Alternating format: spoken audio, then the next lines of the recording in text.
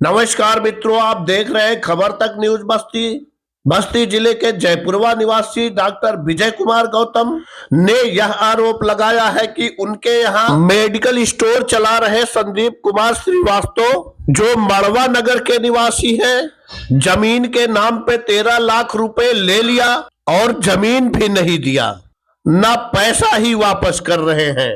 उल्टा डॉक्टर विजय कुमार गौतम पर ही दबाव बना रहे हैं और धमकियां दे रहे हैं कि हम तुम्हें जान से मार देंगे। डॉक्टर विजय कुमार गौतम का कहना है कि फर्जी दस्तावेज बनाकर ठगी करने की भी कोशिश किया है।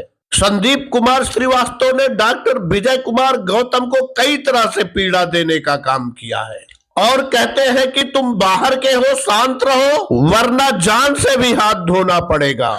डॉक्टर विजय कुमार गौतम एक होनहार एमडी डॉक्टर है। अपने ही स्टाफ द्वारा इस तरह से ठगी हो जाने के कारण बहुत दुखी और परेशान हैं। आइए उनकी ही जबानी सुनते हैं। सर बताइए, क्या परिचय है आपका?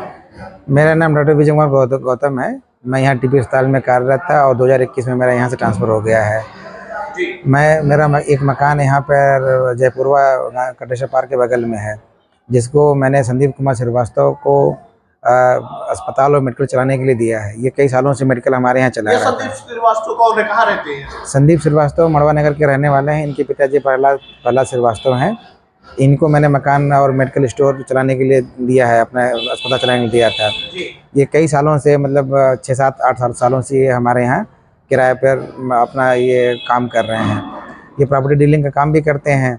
तो इन्होंने मुझे गणेशपुर में भी ज़मीन दिलाई थी और फिर हमने इन्होंने कहा कि मेरे एक ज़मीन है, 4 बिस्सा है, उसको मैं आपको लिख दूंगा, आप धीरे धीरे पैसा करके दे दीजिए, जो मेरी पत्नी के नाम पर है। तो मैं इनको लगभग 13 लाख रुपए 5-6 सालों में मैंने दिया। जब पैसा पूरा हो गया और उसी समय मेरा कांच का ट्रांसफ़र भी हो गया, तो ये ज़मीन भी नहीं दे रहे हैं और पैसा भी नहीं दे रहे हैं। कई बार कहने पर इन्होंने कहा कि सर मैं लिख दूंगा, अभी ज़मीन पे फसल लगी हुई है, मैं फसल कट जाएगी तब मैं लिख दूंगा। ये सब कह के अपना टालते रहे। और फिर एक बार अचानक ये हम अब बिना बताए, बिना हमको इन्फॉर्म किए अपना यहाँ से चले गए। मेडिकल स्टोर अस्पताल से बंद करके चले गए। ये मेरी जानकारी। ये क्या चाहते हैं? जब मेरा ट्रांसफ़र हुआ था तो इन्होंने एक फर्जी दस्तावेज तैयार किया किरायानामे का, जिसमें मेरा कहीं से कोई सिग्नेचर नहीं है, नहीं मुझे इसके बारे में कोई जानकारी नहीं। कभी मैं नोटरी में गया हूँ साइन करने के लिए। इन्होंने किरायानामे पे ये लिखा है कि जब तक मैं दुकान चलाना चाहता हूँ तब तक के लिए किराए पे मैं देता हूँ। ऐसा मैं कभी लिख के इनको नहीं दे सकता, या कोई भी व्यक्ति, समझदार व्यक्ति लिख के नहीं दे सकता। और ये किरायानामा तैयार करके मकान हड़पने की पूरी साजिश थी इनकी। और जो पैसा पता ये चला है कि इन्होंने आपको टार्चर भी किया और टार्चर कर भी रहे हैं क्या? ये गाय बगाए इनके रिश्तेदार, इनके घर वाले कहीं ना कहीं मुझे पीड़ित कर ही रहे हैं। इनके चाचा भी मुझे नेकपाल हैं, वो भी मुझे कहीं ना कहीं जहाँ के नेकपाल ना वहाँ में जहाँ ज़मीनों पे इन्होंने गड़बड़ किया है हमारे। और ये शासन से भी कुछ टार्चर करवाया, पता चला इन्होंने? हाँ, ये हर जगह मेरी शिकायत करके RTI लगा करके CDO ऑफिस में, DM ऑफिस में, CMO ऑफिस में तरह से ये अपने विभिन्न दोस्तों के माध्यम से शिकायत करा के मुझे बेवजह परेशान कर रहा है, जिससे मैं बहुत मानसिक टेंशन में हूँ। मेरा पूरा परिवार टेंशन में है। इसकी वजह से मैं चोट खा गया और मैं अपना कार्य सुचारू रूप से कर नहीं पा रहा हूँ। और इसी वजह से मैं जो है कासगंज में ड्यूटी भी नहीं कर पा रहा हूँ, क्योंकि अगर मैं यहाँ से चला जाऊँगा तो मेरे परिवार से कोई अनहोनी ना हो जाए। इस वजह से मैं अपनी ड्यूटी भी सुचारू रूप से कर नहीं पा रहा हूँ। सर, कहीं है इनकी नियत आपकी प्रॉपर्टी, आपकी ज़मीन और आपका हॉस्पिटल हड़पने की? तो बिल्कुल इनकी यही नियत है। और इनके पिताजी इसी प्रॉपर्टी हड़पने के मामले में जेल भी गए हैं। ये इनके घर में कई लोग ऐसे हैं जो इस तरह का काम करते हैं, ये वहीं अपने घर से सीखे हैं। ये पता चला है कि सर आपने इनके खिलाफ मुकदमा भी लिखवाया है?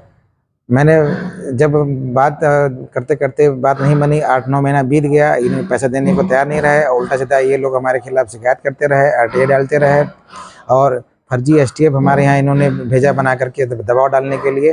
जो मैंने मुकदमा लिखवाया इनको 156 दिन के माध्यम से पुलिस ने मुकदमा दर्ज कर लिया। इसी मुकदमा को वापस करने के लिए, और जब ये फाइल न्यायालय में थी तो नॉट प्रेस करने के लिए इन लोगों ने बहुत दबाव डाला। विभिन्न तरीके से इन लोगों ने आदमी भेज करके यहाँ दबाव डाला कि आप बाहर के हो, यहाँ जान नहीं रहा हम लोगों को अभी। अब संदीप जो है गोली चला चुका और होता है आपको भी गोली वोली कहीं मार देगा, आप बेच के चले जाओ। धमकियां मिल रही हैं जी जी, बार बार धमकियां मिल रही हैं। और एक फर्जी एसटीएफ बनकर कोई आया था मुझे धमकाने के लिए कि आपके खिलाफ संदीप श्रीवास्तव की पत्नी ने बहुत गंभीर आरोप लगाए हैं आपके ऊपर, अगर आप नहीं मानेंगे तो ये इसको आगे बढ़ा दिया जाएगा। फिर मैंने दबाव देने पता चला कि ये फर्जी एसटीएफ है। मैंने उनका वीडियो बनाया हुआ है, उनका आधार कार्ड मैंने जेब से निकाल करके फ़ोटो खींचा हुआ रखा हुआ है, जिसकी मैं शिकायत जो है माननीय पुलिस अधीक्षक जी को मैं कर दिया हूँ। सर, इस मामले में क्या चाहते हैं आप? मैं ये चाहता हूँ कि जहाँ जहाँ इन्होंने इनके घर वालों ने मिल करके मेरी ज़मीनों पे जो उसको विवादित करा दिया है उसको सही कर दें और मेरा इनसे सुरक्षा किया जाए, और दूसरा जो पैसा मेरा ले गए हैं ये पैसा मेरा ये वापस कर दें। सर, मुकदमा लिखवाए कितने दिन हो गए होंगे? मुकदमा आदेश तो बहुत पहले हो गया था न्यायालय से, लेकिन मुकदमा लिखा गया 15 अक्टूबर को। सर, अब गंभीर धाराओं में मुकदमा लिखा गया, उसके बाद पुलिस ने अरेस्ट नहीं किया, इससे आपको क्या? लेकिन मुझे पुलिस प्रशासन पर पूरा विश्वास है कि ये मुझे न्याय आज देर से ही मुझे न्याय जरूर मिलेगा। जी। वो अपराधी बाहर है तो उससे आपको कोई दिक्कत? वो अपराधी बाहर है तो मुझसे उससे बहुत खतरा है, मेरे परिवार को खतरा है। और मतलब मानसिक मैं इतना डिप्रेशन में चला गया हूँ कि मैं अपना काम सुचारू रूप से कर भी नहीं पा रहा हूँ, ना मैं मरीज देख पा रहा हूँ, ना अपने ड्यूटी में कर पा रहा हूँ। मैं बहुत व्यथित हूँ और उसी के चलते मुझे चोट लगी है। चोट लगने के बाद भी मैं उसी पैर में मुझे 2 बार चोट और लग चुकी है।